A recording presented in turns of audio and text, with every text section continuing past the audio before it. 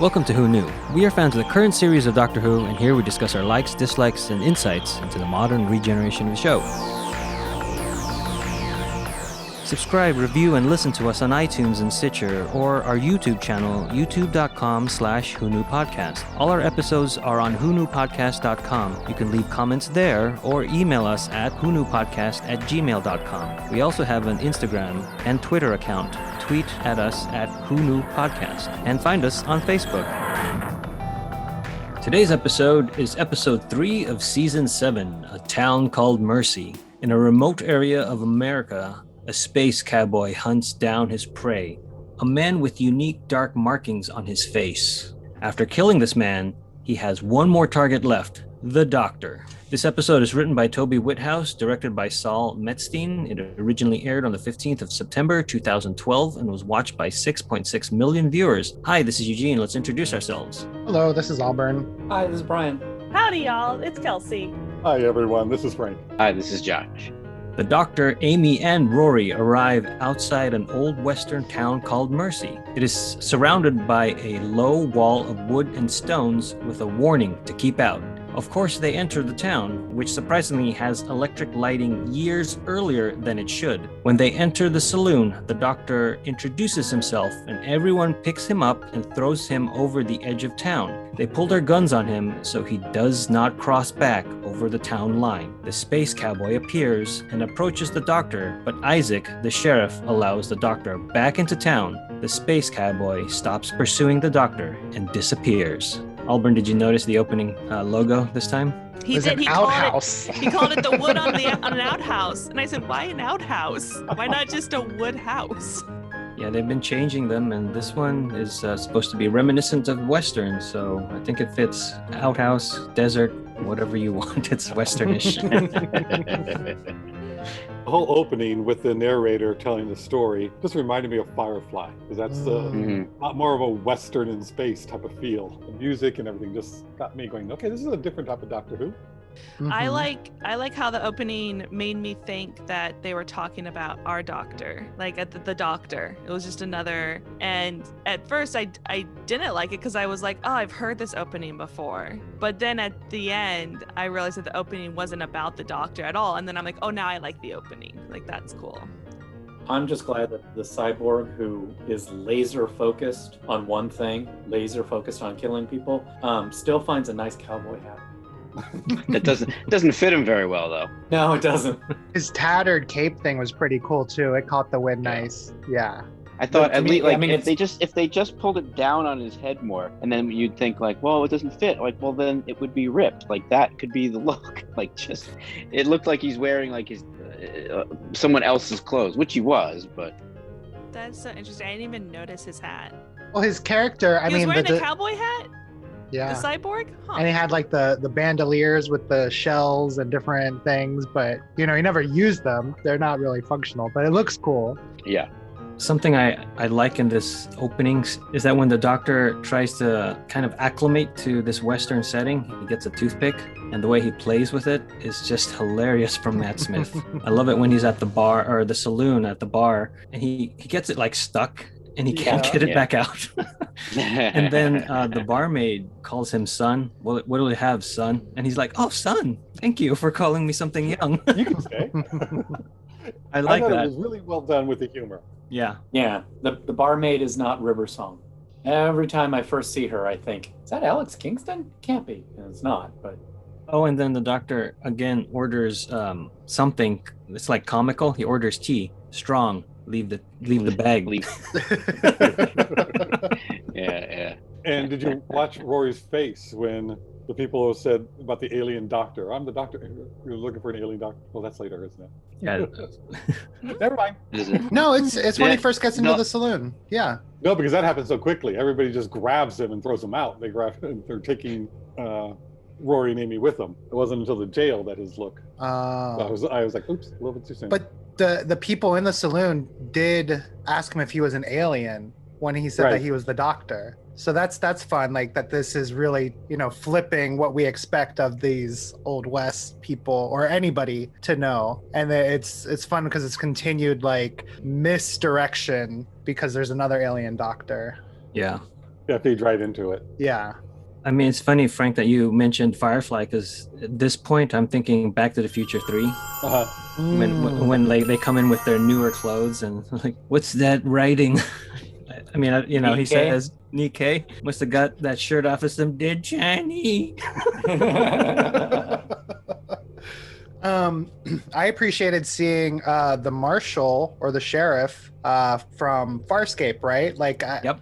That's a series that I have tried to start several times, but I've just never been able to finish. I'm sorry, guys. No, it's unique. But the first couple seasons are really good. Then it does change tone. Yeah, I Totally. agree. That first season is pretty good. Yeah. And so that's the marshal, whose name is Isaac, and he is played by Ben Browder.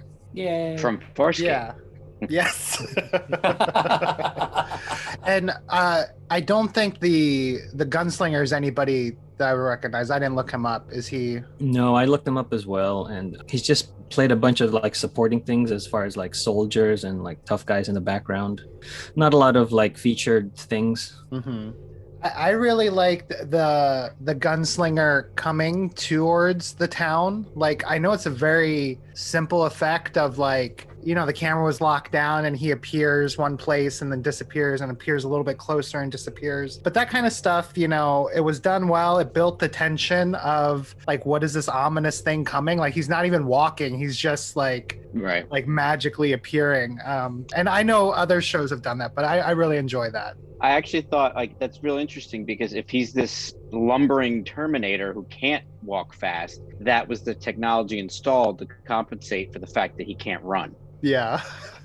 You're right. This whole episode was really great about the way the series does sometimes, jumping into, wait, what's going on? Wait, what is that? A lot of quick mystery, a lot of quick questions that are posed, and like you were speaking earlier about misleading which doctor we're talking about. So it's a lot of continual questions with reveals that pose another question and stuff. And, very good. But it did answer one major question. Yes, every American has a gun.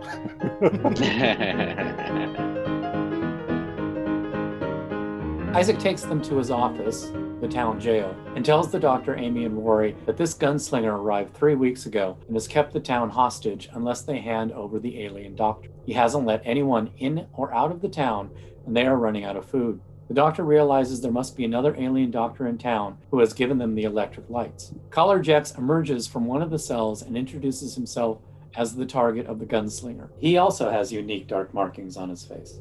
So this is where Rory's face and turn when Isaac says they're looking for the alien doctor, which I thought was just perfect. I mean, his eyes open, just beamed onto the doctor. It's like, they know you. It's you again. It was just great. This whole episode has great silent Rory bits.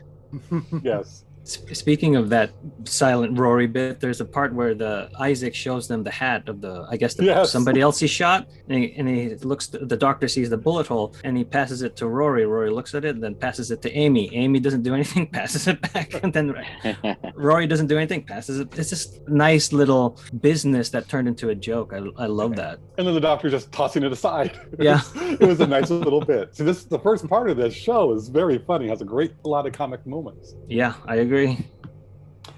I have one question though. I got confused because when he first comes into the town, he calls himself the doctor, and all the townspeople say, "Oh my God, is he the doctor? Is he the doctor?" and throw him out. And then just later, well, for us, the next paragraph, you find out that Jex, the doctor, has been there for years and has cured cholera and saved the town and gave them electricity. Well, then the townspeople know him. They'd have to know him. It was just like, I think it was because we didn't have all the information yet, the writers created this false sense of, this is the reason why we're going to get the doctor hoisted out of town. Won't that be great? And then you find out later that it's not really true.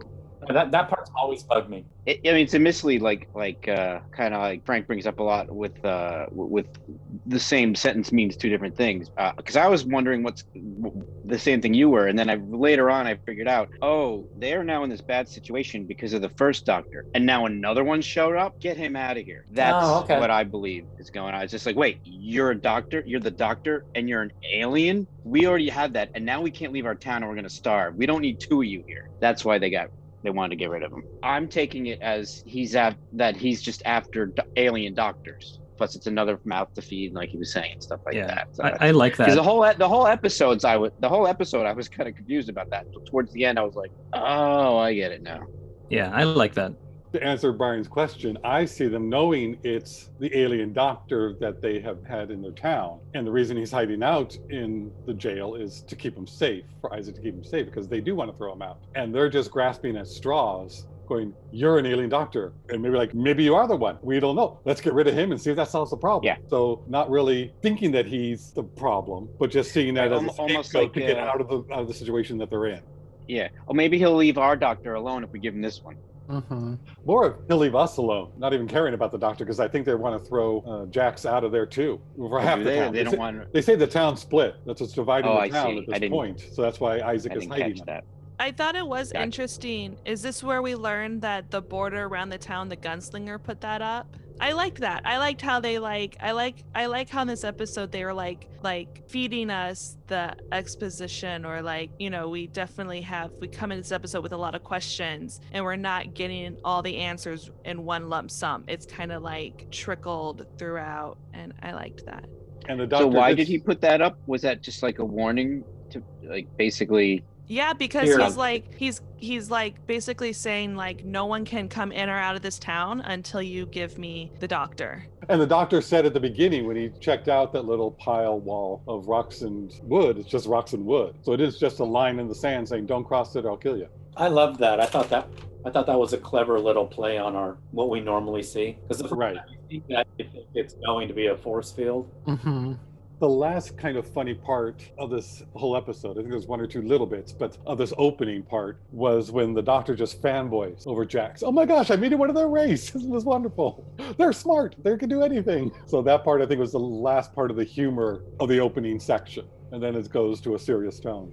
Oh, we forgot the thing in the beginning where it says "do not enter." He's like, no, that's more of a suggestion, like dry clean. Like dry cleaning, yeah. Some other interesting dialogue in the jail cell relating back to this British versus Americanisms. We had the sheriff saying America's a land of second chances in order to give Jax another chance, no matter what he did. Like the sheriff didn't care, whatever his past life was. And I thought that, that is an interesting ideal of America from British writers 9 years ago, a decade ago. It might be a little different today. Also in the jail cell, I think the doctor reveals that he's 1,200 years old now. Oh yeah. Yeah. So that's some interesting math. You got to remember 200 years passed in the Lake Silencio storyline. So we went from 900 up until 1,200. Because when Amy, Rory, and the doctor are on the lakeside having a picnic, they're doing it with a doctor who is 200 years older than they think he is. And that's the doctor who dies. And then they meet up with the doctor who's still in his 900s. So the way the story ends up, you've got the older doctor. When he's doing his world tour, universe tour, meeting up with the lodger. What's his name, Eugene? Craig. Thank you. When he came up with Craig and his baby, he was already older. He was already the same time going into the lake. He was saying it was 1,100 to time for 1,200. We don't know exactly how many years because they round it. Well, somebody did this on the internet. So the doctor in this episode, A Town Called Mercy, claims to be 1,200 years old. This means 97 years has passed for him since Lake Silencio in The Impossible Astronaut and The Wedding of Riversong. The doctor is thrilled to meet one of the brilliant Collar race, whose spaceship crashed a mile from town. The town people pulled him from the ship, and in turn, he stayed in town as their doctor, cured cholera, and rigged up the lighting and heating using his ship as a generator. Isaac refuses to let fear rule the town and wants to keep Doc Jax safe for all that he has done for them. Isaac and Rory leave the town to draw the gunslinger away while the doctor leaves the town on horseback to get to the TARDIS. Amy stays with Doc Jax and offers to take him home when the doctor returns, but he wants to stay in the town. Before anybody says anything, who thinks that the Jax's ship's name is Nanu Nanu? Not Shazbot. It's an egg. It's an egg. Here's some more funny lines. When the doctor gets the horse, the doctor says, "Can I borrow your horse, please? It's official martial business." The preacher says, "He's called Joshua. It's from the Bible. It means the deliverer." "No, he isn't." "What?" "I speak horse. He's called Susan, and he wants you to respect his life choices." So they're trying to be woke back then. I don't know if you noticed, but that is not Matt Smith on the horse. It's very good edited. It's very good, but it's not. But it's very good. It's very good. I was like, wow, way to go. Yeah, I didn't look for that. I thought it was really interesting about Isaac. I wanted to know more about his character because he was talking about the war has ended now for 5 years, which put a lot of strain on everybody. He doesn't want to have everybody distrust people. It's like they've been trying to build up America again after the Civil War is what I'm taking it as if it's the Civil War they're talking about. And just the way he's talking, or maybe it's the actor's delivery of the line, just says how much he must have gone through, what he had lost, that he won't let this happen again. Yeah. Everybody gets second chances. What second chance did he need? What did he do that he's trying to make amends in living ways? Yeah, I agree. I think that's the beginning of the motif of, I think this whole episode is strewn about with things that harken back to the Time War for the Doctor. Like it's all, everything that you just said, that the Martian said, everything that the other Doctor's saying, like it's all hanging on his guilt from the Time War. Yeah. It's like the doctor is harshly reacting to a lot of things. And if you're a fan of Doctor Who, you know why he's so angry. But they never mention it. So it's like, to me, it's not justified. It's like, you guys could have written something great. This could have been an episode that focused on, this is the situation that I, as the Doctor, faced with the Time War. But they don't really do that. They just show Doctor getting mad and then, and acting very out of Doctorish. I just think there's a lot of that in this episode. So many things where it is like, you guys could have built an entire episode around one concept, but you didn't. You had like 6 concepts and you did none of them well. Like I love the second chances. Come to America for a second chance. I mean, I just think that's ingrained into American way of thinking, regardless of how people think today. I love that. Build an entire episode around that, you know? Do you think they left out the Time War for new viewers that didn't know about that? But you could have done it in one line. I mean, I agree with you. I'm just trying to justify it for myself. They needed to acknowledge it, not make it a big deal, but acknowledge it, because now it's like, even I, as a diehard, go, he's getting way too angry. He's got guns. The Doctor doesn't even use guns when he's bluffing. No, it's our motif is they should have just put a sentence in. But I took it as I was continually watching this episode just thinking about the Doctor's guilt from the Time War. So everything that I was watching applied to that. But then Amy says later, this is what happens when you travel alone for too long, you know, and which harkens right back to that episode with the arachnophobia lady. Right. You need Runaway someone Bride. to keep you in runaway. Yeah. Braxis. What's the name of the alien though? Arachnos. Right. Yeah. Like he needs someone to keep him in check. And he hasn't had someone. He's been traveling alone for too long. So those two things just juxtaposed together put him in this position. Because every time he grabs any sort of weapon or does anything like that, I think the same thing. And then my fan brain goes into, well, why would he be this way? And then that's kind of like where I drew a conclusion. See, and that totally makes sense. But in the way that this is written, you and we brought that in. We didn't get it from the story. It was brought in. And then also bringing up the, what was the other thing you said that just juxtapositioned? The Time War.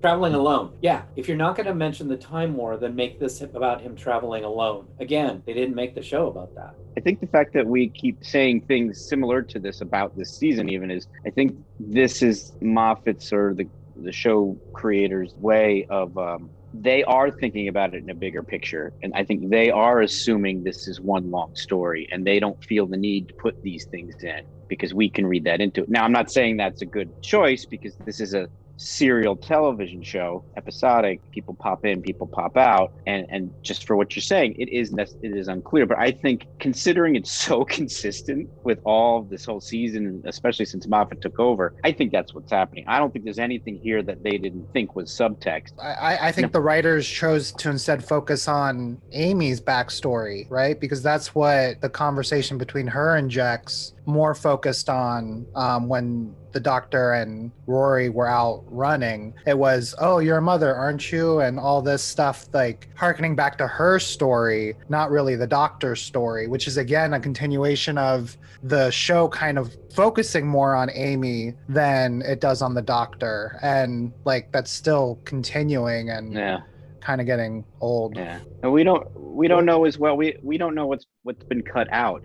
Mm-hmm. You know, it's weird to think like, how forgiving do you want to be to writers or a show runner, whatever you want to say, that, well, these things were cut out, we just didn't have time to fit it into 42 minutes or however long the British show is. Well, you also know it's going to be 42 minutes. So part of your job is to balance it out between start frame one, the first frame, and the last frame. So, you know, do we forgive you because you're so great if you had the time? Or are you even better if you manage to economically dole these things out within the time?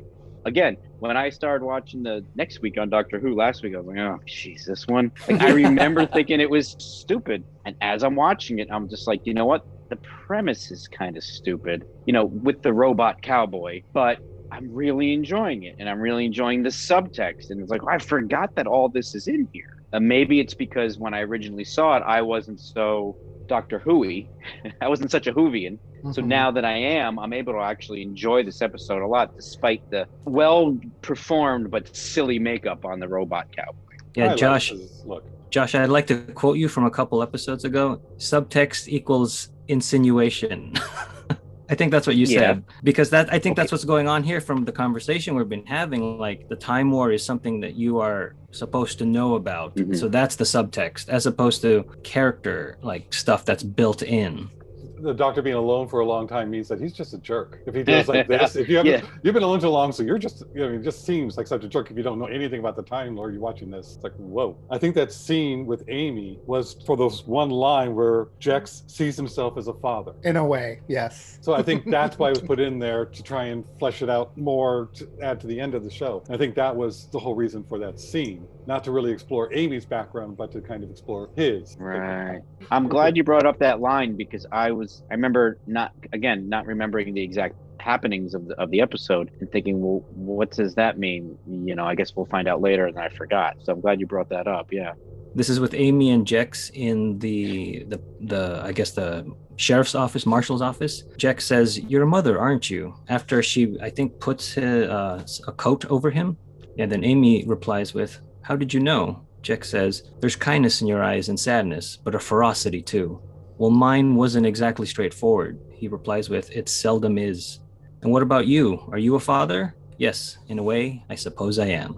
It reminded me of The Empty Child, where Dr. Constantine is talking to the Ninth Doctor, and he says something like, "I was a father, but I'm not anymore." Mm-hmm. I think the line and the delivery of that scene was really good. I just don't think it paid off. So I think that's where it laid flat, is that it didn't go anywhere with it. And seeing by extension, this entire episode is that for me. It's like, oh my God, this could have been such a great episode. Gee, talk about morals, talk about, you know, both sides having pros and cons, but we get this, which is like a collection of really well acted lines. And when you stitch them all together, they don't stitch together very well. Are you talking about Frankenstein's monster? That was the whole thing. That's actually the inspiration for the gunslinger's look. Oh yeah, I got that. Terminator / Frankenstein, right down to the high top boots. Yep. Or platform boots. One more thing I want to bring up that's a funny thing is that when Rory and Isaac are running away, they get to the cliff or the bluff and they kind of hide. Isaac says, "We wait here until the doctor comes to pick us up with your ship." Rory says, "Yes, I know. I was there when we agreed it." Yeah, I said that more for my benefit than yours. Yeah. Which he actually said it for the benefit of the audience. Yes, that's it. That's what I thought. Yeah, because that plan is not clear, but whatever. And that's the thing too, like to Brian's point, like they obviously made a joke out of needing to do that. I wouldn't be surprised if some executive says, "Well, how do we know what they're doing?" Well, they said it earlier. It's like, well, I can't remember. Okay, we'll write a line, and then they wrote that. Like, they could very easily put some comedy in or something like that to kind of like, you know, bring us back to what's going on. And I don't have any problems with that if the episode has earned it. I'll give you a little wiggle room if your story is very good and being told in a way, but you just have this one little exposition thing that you just got to get out there. And that's a clever way to do it, is comedy. And I did laugh at that, while at the same time going, bad exposition. But it was funny, and we move on, and it was okay. But this episode doesn't earn it like gets one of them, and there's a lot of them. And I wrote down, I know it's a kid's show, but we need more to justify the Doctor's uncontrollable rage. It's very out of character. And one of the Doctor's lines, which is, I'm betting on the gunslinger. There's that moment where he's talking to it's at the line, and he's making the townspeople take Jex back to the cell, and the Doctor is saying, you know, between the townspeople and the gunslinger, I'm betting on the gunslinger winning. And that line really, I hate that line. I think that's too much. I think that's really blowing the Doctor's character.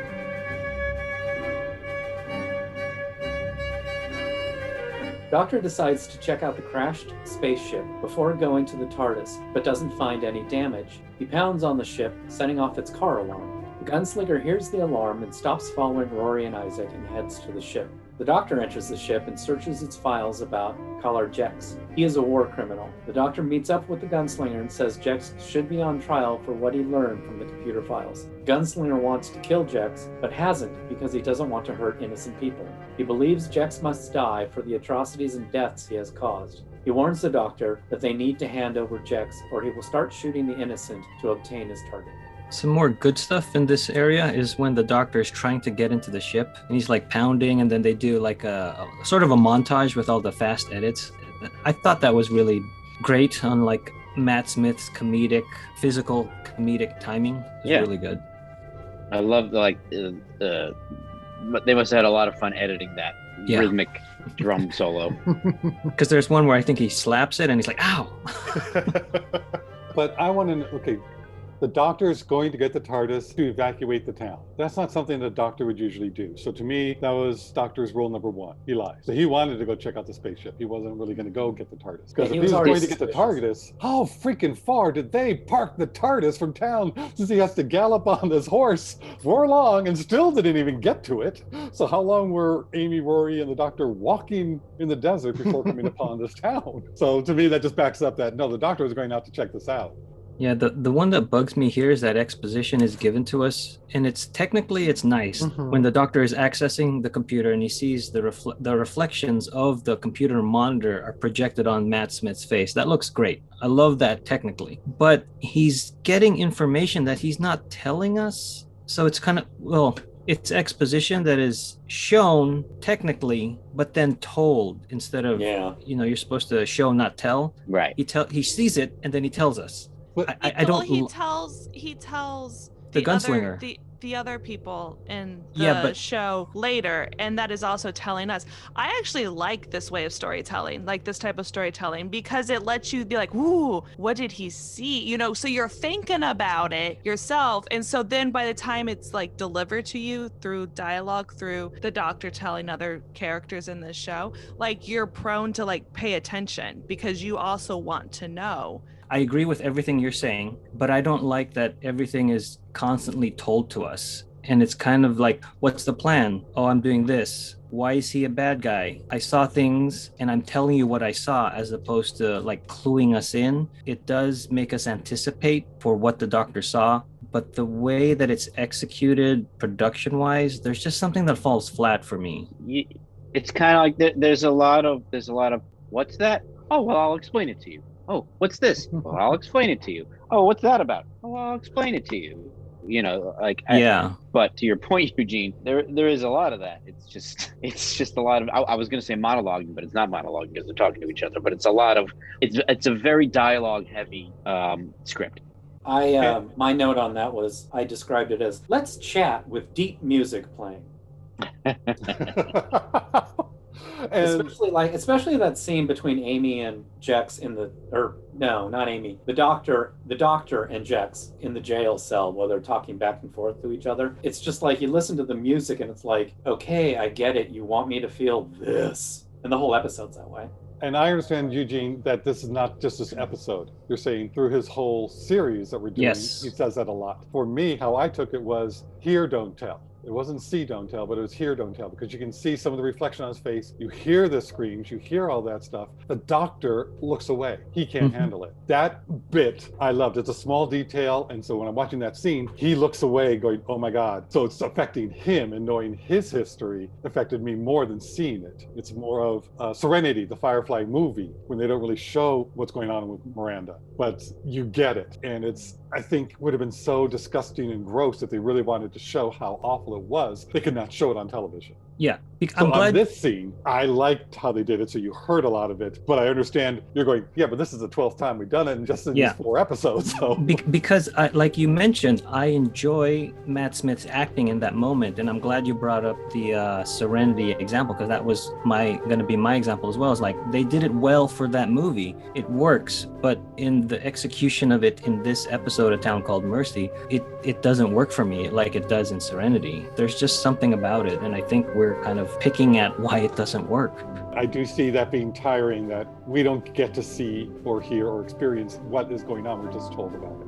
Yeah, because like I definitely wanted to point out that I love what Matt Smith is doing, and like the technical capabilities of projecting all of that on his face and the sound mixing. That's great. I love all that. But it's what they do with it afterwards that is just, it's not living up to what Matt Smith has given us. A lot of this episode feels like a play in that regard. One location, for the most part, they're sitting in rooms. I mean, you maybe get, but just like what you're saying, in a play, you can't cut to a new shot. You can't show a close-up. You can't see someone's face close. It's all through dialogue, and there's a lot of extra dialogue in a play. A lot of exposition. People talk about how they're feeling more than seeing it on their face. It's people sitting in a room having a conversation based on their conflicting thoughts and feelings. That's basically what most plays are. And it's a bit of a bottled show, contained, and almost everything is driven through dialogue. Even I bet you could. I haven't really thought about it, but I wonder if you close your eyes, or if you just listened to this episode, and didn't look at it, you probably, from what we're saying, I wouldn't be surprised if you know exactly what's going on. And that's not what a good show or film should be. Like, if you don't see something, you would miss it, and you wouldn't know what was going on. There needs to be that balance, like Eugene was talking about. I agree, Josh. I felt like while the production value on the Gunslinger I liked, but it did feel like the whole episode was like the low budget episode. I think even the projection, I liked the projection, but it was like mushroom clouds over and over. It wasn't like, unique images that looked alien. It was very like, it looked like they got stock footage and the stock footage. Yeah. Even the Mork for Mork egg, like that's the spaceship. I got a kick out of it and I liked it, but we can't build a big spaceship, but we can build a big egg. Dinosaur. Yeah, we can build a big egg. Like, it's a leftover from. Yeah, right. But Frank, you were saying blew all the budget filming in Spain, which looks great. I mean, when they're riding the horses off into the distance, that all looks great. I like it. You guys are right, but I never considered this like a bottle or they didn't have the budget episode. And I think it's because I got caught up in all those Western. Yeah, it's one of my favorite genres. I love the look of it. I really like this episode, but listening to you guys talk what you were just saying, it just occurred to me like it's a lot like the play. Everything is just doled out dialogue-wise. And if they don't ring a bell to tell us what the subtext means, we're a little lost. This is the turning point where you start feeling for the gunslinger. Holler Tech, I think. We'll find out later on his name is. But he's no longer programmed that way, and he is tired of killing. He doesn't like what he's done, and he has to make some kind of, finish his job so it can kind of be behind him and he can stop at that point. But it's just, then you start feeling for him, going, okay, now I get it. That's the start of the whole switch of the episode, going from being the doctor being, oh no, you have to protect him, to going, well, it's justified why the guy is trying to get him. There's a justification for it. When they first called him Collar Tech, I was surprised it wasn't Collar Tex, to go with the cowboy theme. Like, we just knew that's what he was going to be. But then the episode gets really dark again, in like genocide and evil scientists, war crimes. Yeah, let's get to that now.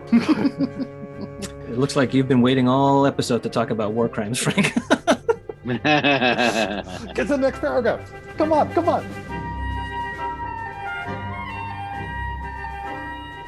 Back in town, Jex realizes that the doctor must now know about his past and takes Amy as a hostage so the gunslinger won't shoot him. Isaac intervenes by pulling his gun on Jex, who tries to lie his way out of the situation. The doctor arrives and tells them that Doc Jex built the gunslinger. He turned his own people into cyborgs who were weaponized and programmed to kill. It took many failed experiments in which many lives were tortured or killed to finally achieve their cybernetic soldiers. The soldiers quickly won a war that was decimating their planet. After the war, the cyborgs were no longer needed and were being disassembled when the gunslinger fought back and hunted down all those who created the cyborgs until only 2 were left. Well, now only 1, Doc Jex. Knowing that this episode is about the doctor and the time war and that didn't occur to me until even after this point. To me, this was all about Nazis. This was finding people who are Nazis living in other countries, and in the 70s and the 80s was really big. When you find them, they still have to atone for what they did during World War II and all the atrocities that were done. So that's what I thought this episode was about. It was a parallel to that and had nothing to do with the doctor and the time war, because we had done that and dealt with that so many times in so many different incarnations of the doctor in so many episodes. So to me, this whole thing of seeing the doctor's point of view for that didn't happen. Even after this, until he has his talk with Doc Jex a little later. This is all about, they're doing a Nazi episode. Right. At this point, now that you just mentioned that, I think it's both. Because that's indisputable what you just mentioned. Like, now that you say that, they absolutely were doing that.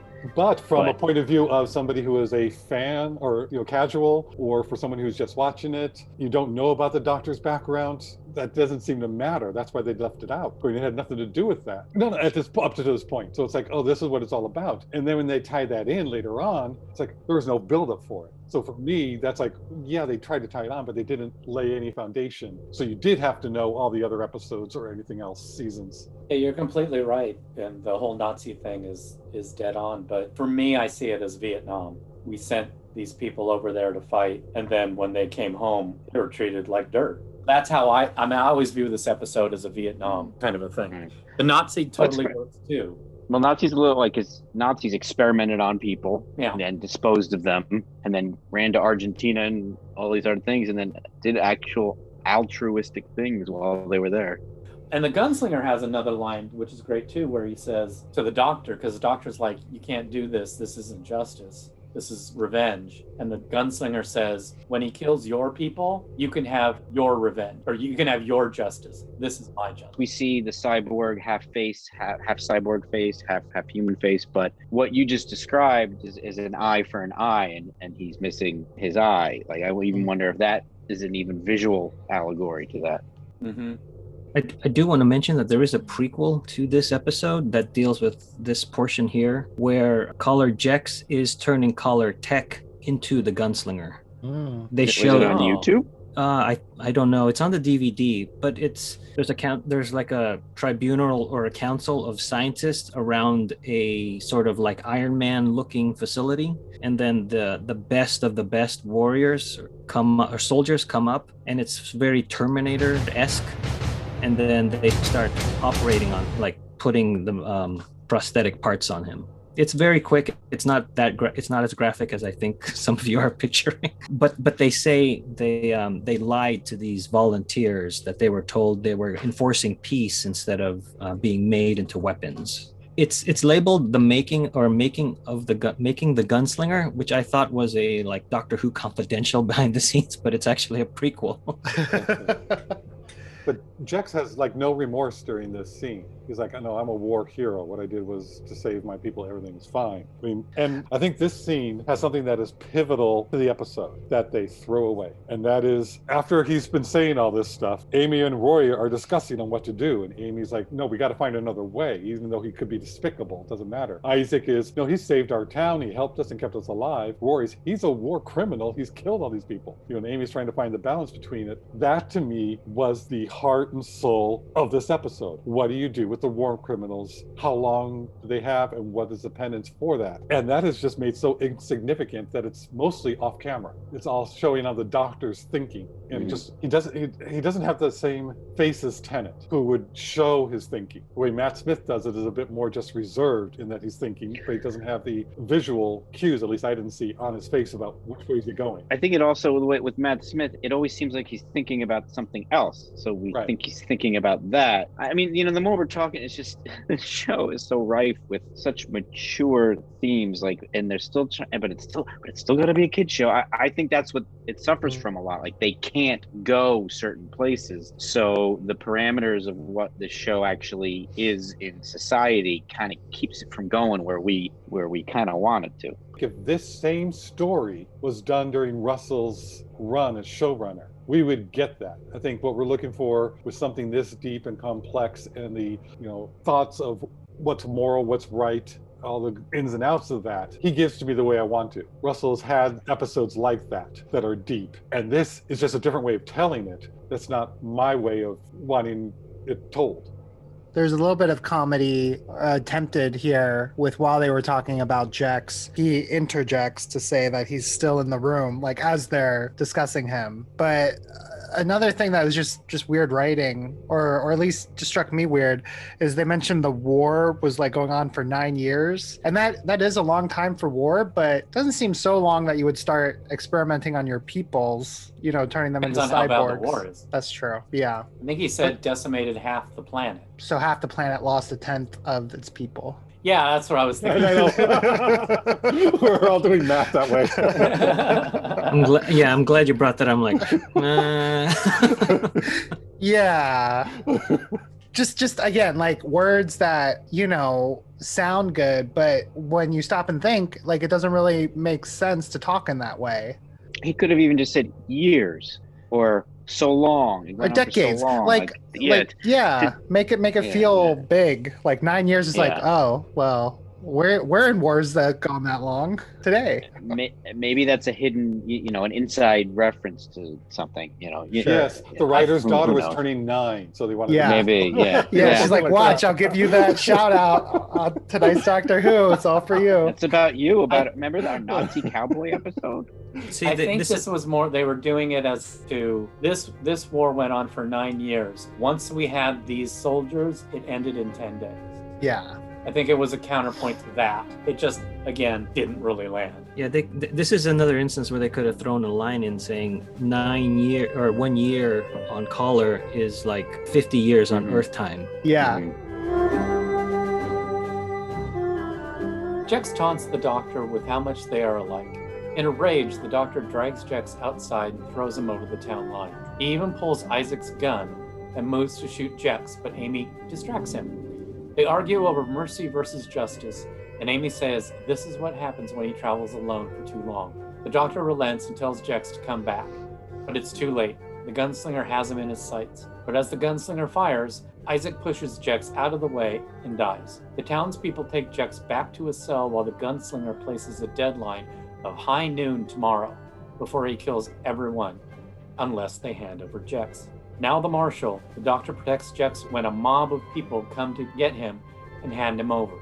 Eventually, Marshal Doctor reminds them of their humanity and they go home. So the Doctor gets Isaac killed. Yeah. This is Isaac, No, go ahead, Frank. I don't see the Doctor getting them killed. I think Isaac has been living with something, and he was like, no one else is going to die on his watch because of the war he's been in. Yes, that is true. However, the Doctor, in a rage, throws Jex across the line. He didn't need to do that. And then, so Isaac was in a position to have to do what he had to do. So to me, it's like the Doctor gets into a rage, commits actions that got a person killed, and I don't like it.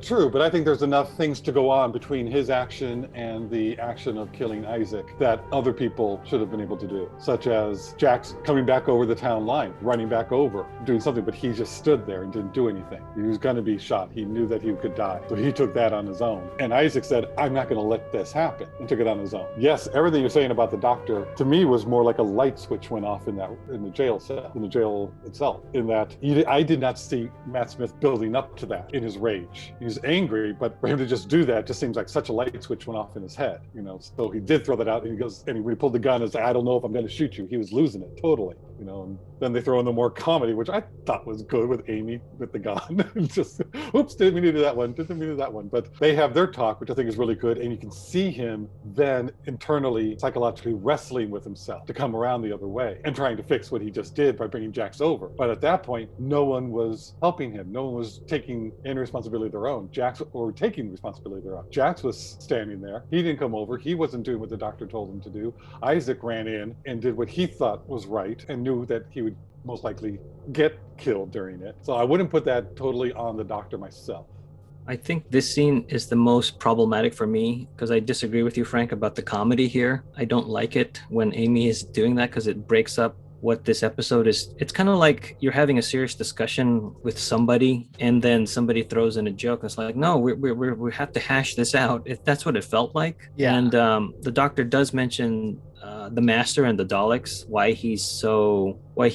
his switch is so flipped on this one because of the mercy he's shown his enemies, how many people have been suffering because of the mercy he's shown. I'm like, that's kind of a good philosophical question. Yes. Why don't you focus on that more? And it's kind of diminished by the comedy. To me, it's kind of like a sleight of hand. This is something we want to talk about, but we're not really going to talk about it because I'm distracting you with this other thing over here. Yeah, I just didn't really like that switch of the doctor from wanting to throw Jax, Isaac dying, and then the doctor now being the marshal protecting Jax. It just felt like there was too much story in this episode that couldn't be fit into 40, 42, 43 minutes. I agree that I would have preferred it the way you're talking about it, Eugene. I would have preferred that scene to be played serious, but I had, I think, given up on the episode at the point, so I liked the comedy bit. I still think it was done well, but it was such a trope, Americans and with guns, and then okay, anybody who's not American, put the gun down. But I would have preferred it your way a lot, and I think maybe this whole episode should have been called "The Town Called Guilt" rather than Mercy, because that's what each one of the main characters is dealing with. And this is just a personal thing for me, but when the lynch mob shows up and the minister tells the doctor to go outside and he should bring his gun with him, I wish the doctor hadn't brought his gun, but he brings his gun with him, and it's like, why? This is the doctor. Yeah. Write it better. Mm-hmm. Just it would have been much more impactful as a doctor character moment if he went out without his gun and he just used his own weapon, which is words. And he does it in a great way. I mean, I love that line where it's like, I'm saving. I'm not necessarily saving him. I'm saving you. I mean, that's a great way to do it. But you have a revolver strapped to his hip while he's saying it. It just doesn't sit well with me. But when the preacher did come in, I thought, again, a humorous line. He was calling the, Marshal, ma'am, fella, to Rory. Yeah. And Rory's reaction, okay, I was like, I like that balance where they throw in just that little bit of humor with a serious point. So I think they did well on that one for the balance of the humor to it. I mean, Rory had no purpose in this whole episode except to make us laugh, but they were great laughs. Right. No, I mean, he did call the doctor out on a few things. So there was, Roy was sort of the voice of the audience, the voice of, the conscience stuff. So he did have a purpose, but he didn't drive anything. He's more of a commentary, but the funny, except for those few lines you mentioned earlier, the doctor, the funniest bits was Arthur Darvill. I will just say that I agree with Brian that the doctor got Isaac killed, and the doctor feels that as well. Mm-hmm. And that's why he does that switch, and now we see him protecting Jax. He even has a line where he's like, I don't want anyone else to die. And so yeah, see, what you mentioned, I like that, and I wanted that drawn out more so that I could feel that the doctor's shift is justified. It just felt too quick in that moment, and that's right, because it's like the purpose of Isaac is now replaced by the doctor, but it felt as if somebody took a cookie cutter and just did this instead of a natural progression of character motivations.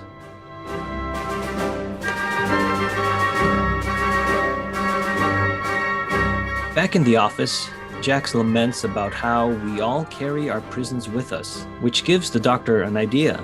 The next day, at high noon, Marshal Doctor waits out on the street. The townspeople pray in the church, and the gunslinger enters the town. As the clock strikes 12, instead of pulling a weapon, the doctor activates his sonic, blowing out all the windows and affecting the gunslinger's cybernetic components. People begin to run past the buildings, each with a different version of Doc Jex's facial markings, which confuses the gunslinger's targeting system. He searches the church, but no one there has the markings he's hunting. He confronts the doctor again, but is interrupted by Jex using a loudspeaker from his ship in the desert. Apologizing for all he has done, Jex activates the ship's auto-destruct and is blown to smithereens. The gunslinger's quest is over. You could have done that 42 minutes ago and saved everybody the time. I don't like it when things like this happen, where it's like, oh, this person's going to kill you, this person's going to kill you. All these people do these things, putting themselves into danger. And that's what happens with the townspeople at the end. They're putting themselves into danger because up until now, the gunslinger's not going to kill them. But he said, at noon tomorrow, if I don't get him, you're all going to die. So when they're running around, he should be killing them. That's what he promised. And then the guy just goes out and kills himself. Do it an hour earlier. Save everybody the trouble. He had to learn. There's no place like home. You had the power in your shoes the whole time. But we didn't get to see the learning. Learn? Yeah, we didn't get to see that. He didn't learn anything. No. No, yeah, it was like, just like, again, now this is the point in the script where I have to have a change of heart. Mm-hmm. Yeah, we've only got 2 minutes left in the show. Go kill yourself. And that is definitely one trope that I really dislike, is the people that decide, oh, now's the time for me to die, so I'm going to go die. Like, even like the Marshal kind of with his saving Jax, and then Jax is like, yep, I guess I'll just go die. Yeah. But like, that's such a cop-out. We don't see any lead up to it. Like, we don't, it's like, why did you do that? Well, my backstory is this. Ugh. It's because of my backstory. Because that's the thing, is any story mostly is you set up what someone will never do or can never do, and the emotional catharsis of the end of the episode is that's what they have to do in order to finish the story. So he, in the beginning, I won't die, I am justified in what I did, and then in the end he has to have a flip, but we see the things that cause the flip, but we don't see him flip. Right. Especially with his whole speech about being justified in what he's done. Yeah, he never really, I mean, he's a good actor, so you can kind of, like, he sold it when he did it, but there just wasn't any sort of lead ups. Like, you want to have that. He wasn't dying because he thought that he deserved to die. I think that was part of it. I think he was doing dying it because he realized that the hunt would never be over. There was nowhere that he could go, that this vendetta would not affect other people. Right. So and he also was saving the town. he was saving the town, and he was saving future towns. But in the beginning of the episode, because if he was to fly home, the gunslinger would have followed him home, and then more people would have died. There's no criticism in the fact that it happened. The criticism lies in we didn't see the gradual process of that happening. He didn't seem like he was learning that lesson enough until that moment came where he then reveals. But to me, the motivation is not what I agree with, because he's an arrogant, selfish idiot. I mean, the whole episode, it's like he's smarter than everybody else. He has that just air of arrogance about him. And the doctor had told him that you cannot create your own penance when you wrong somebody. They have to be the ones to tell you when it's done. Because you can't say, oh, I'm done now. I'm living in my own little jail here in this little town where I have a nice son and everybody likes me. So this is my penance for what I did. I think he believes that. And when he went to his ship, I agree with you that it's not going to end. It's going to continue. The gunslinger will follow me everywhere and have more people involved. And I think that shows his selfishness, because it was not altruistic, because he does think of himself as a hero for what he did. But his religion says he has to carry the souls of all the people he's wronged up that hill. And so if this continues, he has more people that he's going to be having to deal with in the afterlife, to carry all those other souls, to carry all that, not to save them in an altruistic way. It was selfish, going, I got to amend it for it now, because this is just going to get worse, because he's going to follow me everywhere. I agree. I agree with everything, Frank, that you're saying. Like, I don't think he died because he felt like this was justice for him to die. I think he would have been happy to live on and keep jumping from planet to planet. And I didn't get that he was saving himself from future souls that he had to carry, but I like that because I think that's true. Because when he did die, one thing that he did do was that he saved the gunslinger from having to carry his soul. So that's just a little counter of like, but If he said that to the gunslinger before he died, that would have been beautiful. But you said that. One of my biggest pet peeves in film and television is when you don't see the character in their contemplative moment. You don't see, even if you don't know what decision they make, you don't see them contemplate. Like, I would have liked to have seen Isaac's face before he jumped in front of that bullet. Even if we didn't know exactly what he was thinking, it just came out of nowhere. You know, like, just, you want to see the silent beats of people thinking. Whether you put on what your idea of what they're thinking it happens or not, it happening after the fact, unless that is the reason for it happening, it just pulls the wind out of its sails. No, I totally agree. We need that breathing room. What I'm talking about is what's missing from Brian's whole view of why he didn't like this episode. Like, that's kind of the core issue because of what he was saying, you know, was missing from it. It was just like, it's all insinuated in the moment or after the fact. Like, there's no anticipation. There's no tension leading up to many things aside. The only tension leading up to things is a well-executed Western cliche.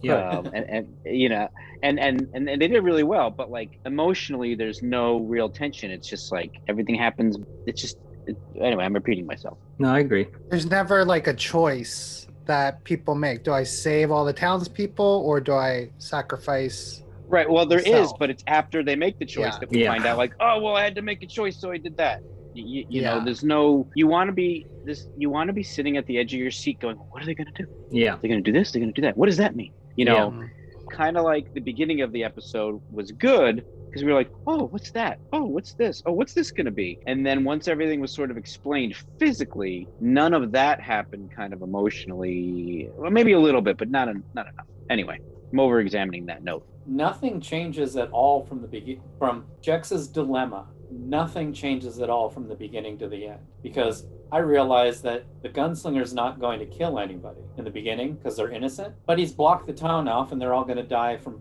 starvation. It's like the townspeople are already in peril with a lingering, horrible, this is going to be a torturous death from the very beginning. And he does nothing. He just lies in his cell. And then at the end of the episode, well, the gunslinger could start shooting innocent people. So I'm going to go off and kill myself. What changed? There's really nothing in the episode for me, emotionally, logically, that explains that change. And it's a big flaw to me.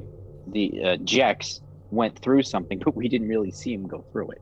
Yeah. Exactly. Some cool things during this part, though. I really liked when Tech, the gunslinger, was scanning everybody and he scanned the doctor. I don't know if you caught that. It saw the two hearts. It was like, yeah. Oh, no, I didn't catch that. Yeah, that was cool. Yeah, some other things that I like about this is just the world building of the collar people, like that we mentioned earlier about how when you die, you have to kind of carry everyone that you've wronged in your lifetime. And it felt like Neelix from Voyager, where when he died, he was expecting something, but it didn't happen and he came back to life. I almost saw that as a view into somebody else's culture. So I kind of wanted to know more about that. It just kind of sparked my imagination. I don't know. I just like thanks for the Deep Space Nine spoiler. Voyager. Thanks for the Voyager spoiler. I also liked, it was a throwaway scene, but with the Undertaker coming in and like praising the doctor, like, oh, we're all so happy. And then starts measuring, like, I knew it was coming, but yeah, it still got me. You're like, who is this guy again? And why does he have so many lines? Having nothing to live for, the gunslinger plans to go into the desert and self-destruct. He has no role to play during peace, but the doctor disagrees. He gives the gunslinger another option besides death, protecting the town. The doctor plans to take Rory and Amy on more adventures, but they decide to go home. Now, if you're ever in the town of Mercy, ask them why they don't have a marshal. They'll smile and tell you of their very own angel who fell from the stars, Marshal Gunslinger. I want to know where that girl's parents are. She knocks Yes. over the books in the church, then she goes out to town. No one's watching her. That's why it's called the Wild West. They let him run wild. I know the time period was very different, but they didn't make anything of that. They just had her. It just seemed interesting of a choice to make. Yeah, so we mentioned that they did film this in Spain, and they said it was cheaper to fly a production crew and the actors to Spain rather than build this in the UK. They filmed in mini Hollywood, Spain, and Texas, Hollywood, Spain. This is filmed around the desert area of Almeria, where there have been studios built to do like the spaghetti westerns, and the Dollar trilogy was filmed in this area as well. The location looked great. Yeah. Yeah. So this is the first Western show since The Gunfighters with the first Doctor. But nobody sings. Yeah, I know. Nobody sings in this one. And Toby Whithouse had previously written School Reunion, The Vampires of Venice, and The God Complex. So when he was tasked to do this episode, he goes, the only other episode that's taken in the Wild West is The Gunfighters. And they said, don't watch that episode. Just write your episode. Are we gonna watch that episode? No.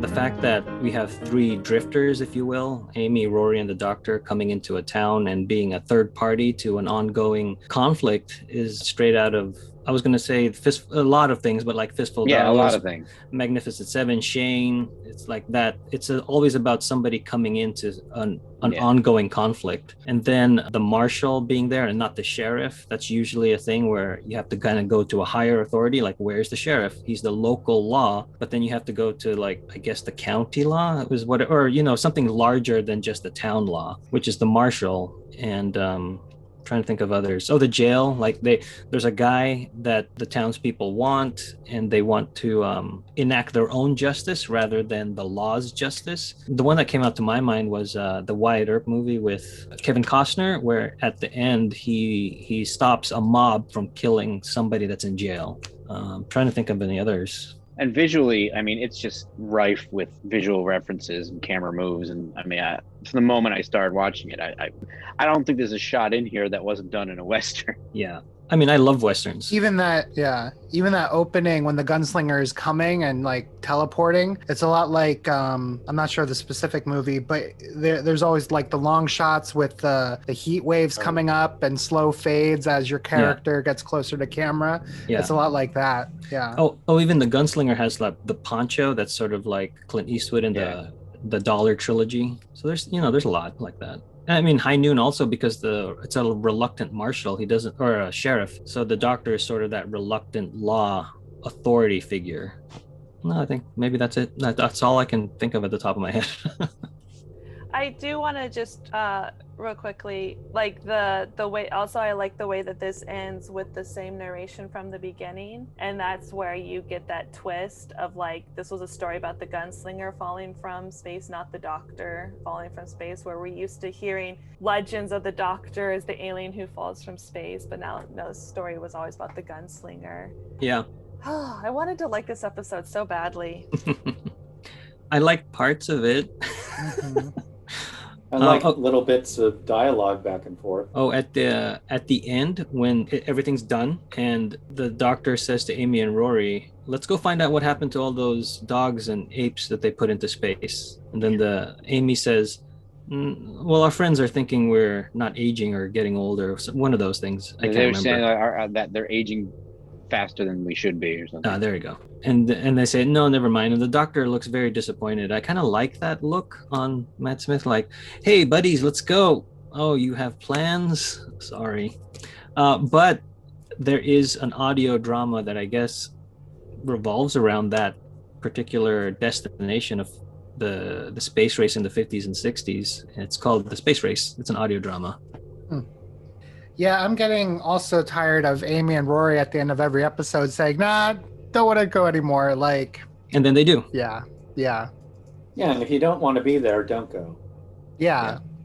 I would think if I was gonna go with a doctor, I'd go for like at least a month or something. Like not for one trip, like get a few in.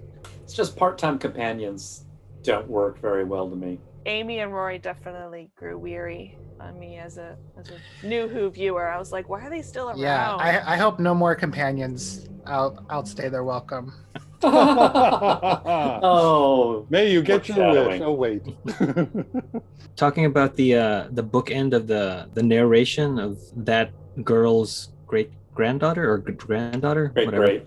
It reminded me of the Road Warrior with the opening and closing narration that the Road Warrior now lives only in my memories. I don't know. That's always stuck with me. It's just such a great piece of writing, and this reminded me so much of that.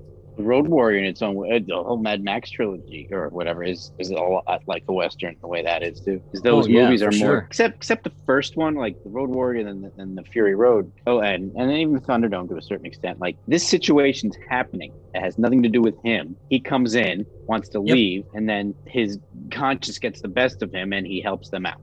That's almost like you were saying earlier, that's the plot for almost every Western. Yeah. And see, that's why I feel that we should have had that with this, because the doctor, I think he was originally supposed to take Amy and Rory to Mexico. So the TARDIS took him here. This wasn't his choice. Yes, that's right. Mexico's 300 miles from here. Yeah. So in my mind, if you're following the Western tropes, the doctor should always be trying to get back to the TARDIS to go to Mexico. But he gets so enthralled in this conflict or dispute that his conscience gets the better of him. But we didn't get that. Yeah. It was the keep out sign. You know, he just takes those suggestions to heart. Yeah. But then it gets him into trouble.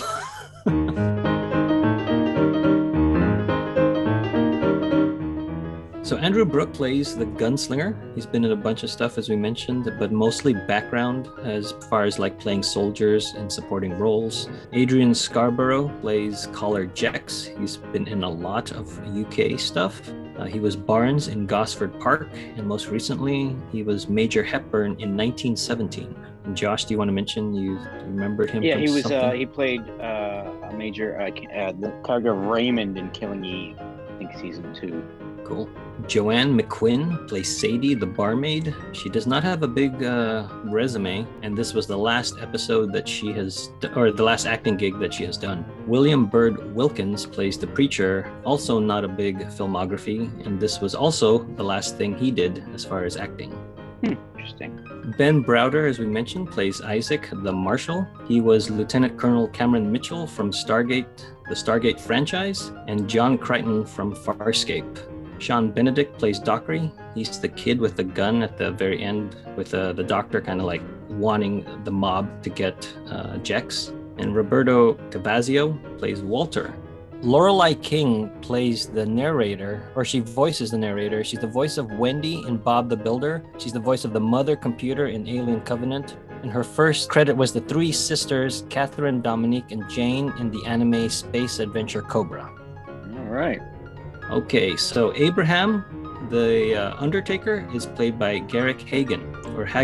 He's been acting since the 60s, was KY in The Mutants with John Pertwee in 1972, was Lieutenant Rafferty in A Bridge Too Far, was a USS Wayne crewman in The Spy Who Loved Me, and he's probably better known by us as Red 2, or better known as Biggs in Star Wars. No way! That's No big. way! Yeah, that's Oh, Biggs. now I got it. Funny. Now I got to watch it again. No wonder he's an Undertaker. Oh man, he's Biggs. Yeah, I guess You you can kind of. fast forward. You know where I he's at. Yeah. I need the 70s mustache, I guess. Yeah, he's aged. But I guess he's in a town called Mercy because that's where he found his power converters. This is the first episode not to feature the TARDIS interior since The Doctor, the Widow, and the Wardrobe. We never go inside, which is something you don't miss in this episode. See it. Yes, we see it, but we don't go in it. All right. A Town Called Mercy. Who is this episode good for? Or more specifically, this episode is good for who? A new viewer, a casual viewer, a fan of the show, or a diehard? I really enjoyed this episode watching it this time. I remember not liking it at all the first time I watched it. This is probably the second time I've seen it. Now when I watch it again, I'll be thinking about our discussion today, but I think I just, as a fan, I really get into the subtext, and I feel this lies nicely on that. Writing wise, it has all the flaws that we talked about, but filmmaking wise, cinematically, I like it. So if I don't ask too much from it, I really enjoy it. But I think a Die Hard would it has too many flaws for someone who is looking for, the lifeline of Doctor Who, the bloodline. And for a new viewer, again, it has too many flaws. I think it feels too light without that subtext. So a fan like me.